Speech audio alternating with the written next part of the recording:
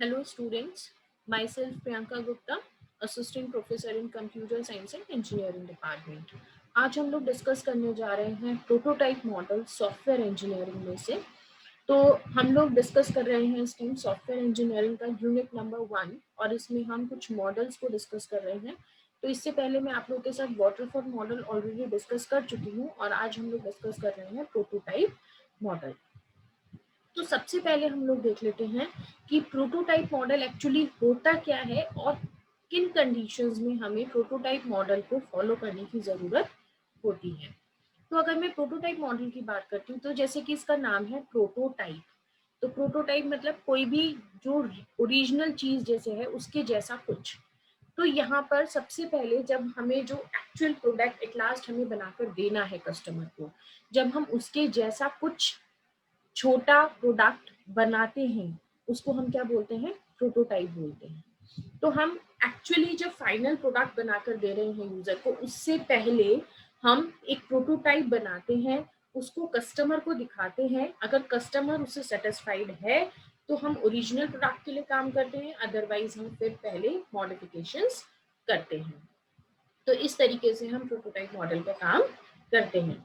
तो जब हमको इस तरीके की रिक्वायरमेंट हो कि हमारे जो रिक्वायरमेंट्स हैं यूजर की साइड से, जो रिक्वायरमेंट्स हैं वो क्लियर नहीं है, वहां पर अभी मार्जिन है, गुंजाइश है कि हमको और भी रिक्वायरमेंट्स उसमें एड ऑन हो सकते हैं, तो तब हम प्रोटोटाइप मॉडल को फॉलो करते हैं।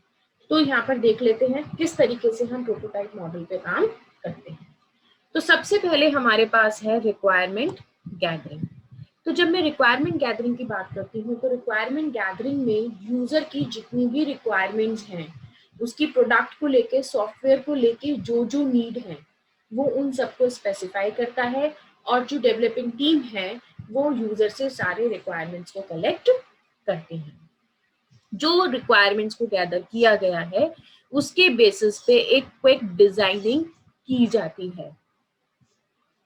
उस डिजाइनिंग के से एक प्रोटोटाइप बनाया जाता है, एक ओरिजिनल प्रोडक्ट जैसा एक छोटा प्रोडक्ट बनाया जाता है। जो भी यूजर ने रिक्वायरमेंट्स दिए हैं उसी के बेसिस पे जल्दी से डिजाइनिंग करके एक छोटा सा प्रोटोटाइप, एक मॉडल तैयार कर लिया जाता है, और वो प्रोटोटाइप फिर कस्टमर को दे दिया जाता है और कस्टमर उस प्रोटोटाइप को इवैल्यूएट करता है। कस्टमर चेक करेगा क्या वो प्रोडक्ट, जो छोटा प्रोडक्ट बनकर मिला है, जो प्रोटोटाइप बनकर मिला है, क्या उसकी यूजर की जो रिक्वायरमेंट्स हैं उसके अकॉर्डिंग वो है, जो यूजर को चाहिए प्रोडक्ट में क्या वो उसमें मिल रहे हैं।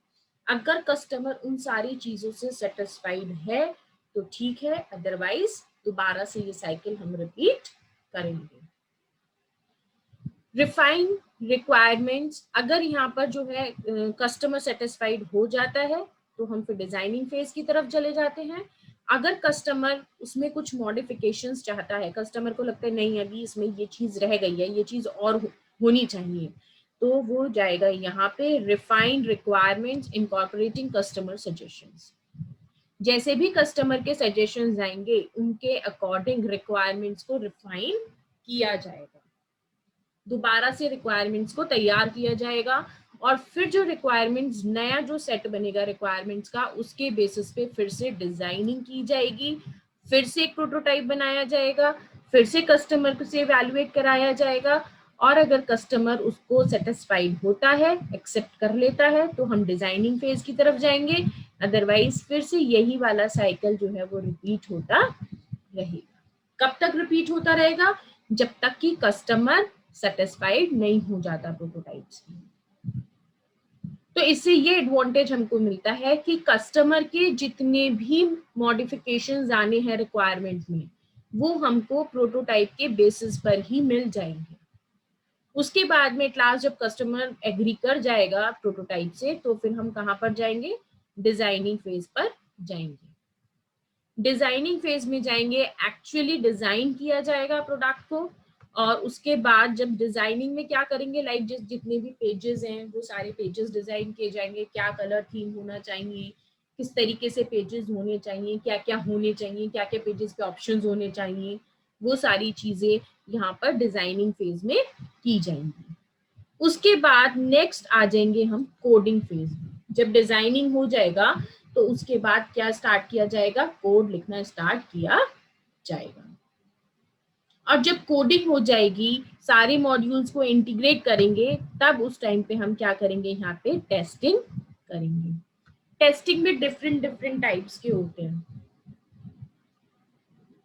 कुछ मॉड्यूल टेस्टिंग होती है, लाइक हमने अलग अलग मॉड्यूल्स में पहले क्या करा, कोड लिख लिया और फिर पहले उनको अलग अलग टेस्ट कर लिया। अगर कोड सही एग्जीक्यूट हो रहा है उसके बाद उनको सारे मॉड्यूल्स को इंटीग्रेट कर लिया, और इंटीग्रेट करने के बाद फिर को उनको जो है फिर से एक बार टेस्ट किया, जिसको इंटीग्रेशन टेस्टिंग बोलते हैं। इस तरीके से और भी बहुत तरीके के टेस्टिंग होते हैं, फर्दर यूनिट्स में हम लोग उनको डिस्कस करेंगे।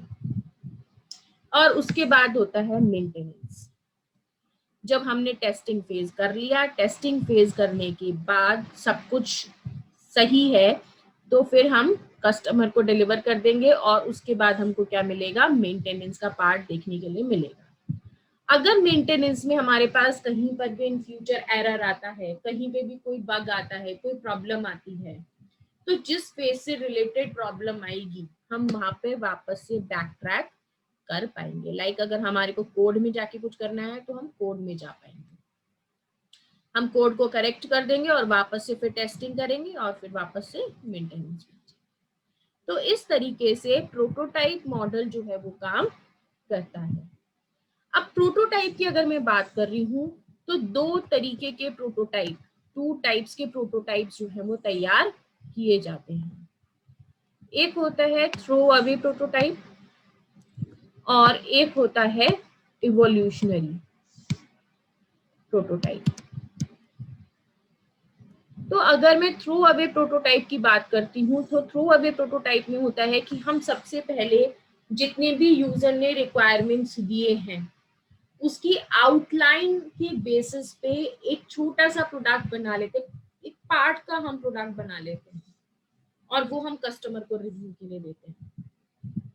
जबकि हम एवोल्यूशनरी की जब हम बात करते हैं तो हम जितने भी रिक्वायरमेंट्स हैं उसके बेसिस पे पूरे रिक्वायरमेंट्स का एक प्रोडक्ट बनाते हैं। थ्रो अवे में हमने क्या किया, एक छोटा सा प्रोडक्ट बनाया, उसके छोटे से पार्ट का, रिक्वायरमेंट्स के पार्ट का हमने प्रोडक्ट बनाया। जबकि इवोल्यूशनरी में हम पूरे रिक्वायरमेंट का एक प्रोडक्ट बनाते हैं और फिर उसमें हम कस्टमर से अपडेशंस रिक्वायरमेंट्स में लेते रहते हैं। जैसे जैसे हमको अपडेशंस मिलते हैं वैसे वैसे हम उसको रिफाइन करते रहते हैं।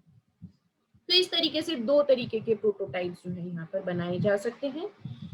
अब आप यहाँ पर देख रहे हैं कि ये दो पार्ट्स में डिवाइड किया गया है, प्रोटोटाइप डेवलपमेंट और आइटरेटिव डेवलपमेंट। प्रोटोटाइप डेवलपमेंट यहाँ तक हम क्या कर रहे हैं, मॉडल में प्रोटोटाइप डेवलप कर रहे हैं, इसलिए इस पार्ट को क्या बोला गया है, प्रोटोटाइप डेवलपमेंट बोला गया है। और ये जो सेकेंड पोर्शन है जिसको हम आइटरेटिव डेवलपमेंट बोल रहे हैं, उसको इसलिए आइटरेटिव बोल रहे हैं क्योंकि हम यहाँ पर आइटरेटिवली इसको एग्जीक्यूट कर सकते हैं। लाइक हमने कोड किया, टेस्टिंग किया, मेंटेनेंस से वापस हम टेस्टिंग फेज में आ सकते हैं, या फिर मेंटेनेंस से वापस हम कोडिंग फेज में आ सकते हैं। तो इस तरीके से हम इसको आइटरेटिवली एग्जीक्यूट कर सकते हैं, that's why it is calling iterative development. तो ये था हमारा प्रोटोटाइप मॉडल। प्रोटोटाइप मॉडल के एडवांटेजेस यही है कि हमको प्रोटोटाइप के बेसिस पर ही कस्टमर के सारे रिक्वायरमेंट्स जो भी उसे एड ऑन करना है हम उसी बेसिस पे वहीं पर कर लेंगे और उसके बाद हम फाइनल प्रोडक्ट के लिए काम करेंगे। डिसएडवांटेज ये हो सकता है कि कई बार ये वाला जो साइकिल जो हम यहाँ पर चला रहे हैं ये साइकिल कई बार बहुत टाइम कंज्यूमिंग हो सकता है, इन केस अगर कस्टमर खुद ही क्लियर नहीं है अपने रिक्वायरमेंट्स को लेके, है ना, तो हो सकता है कि वो रिक्वायरमेंट फेज को बहुत ज्यादा कॉम्प्लेक्स करता चला जाए, ये एक इसका डिसएडवांटेज हो सकता है। सो इस लेक्चर में इतना ही। Thank you so much.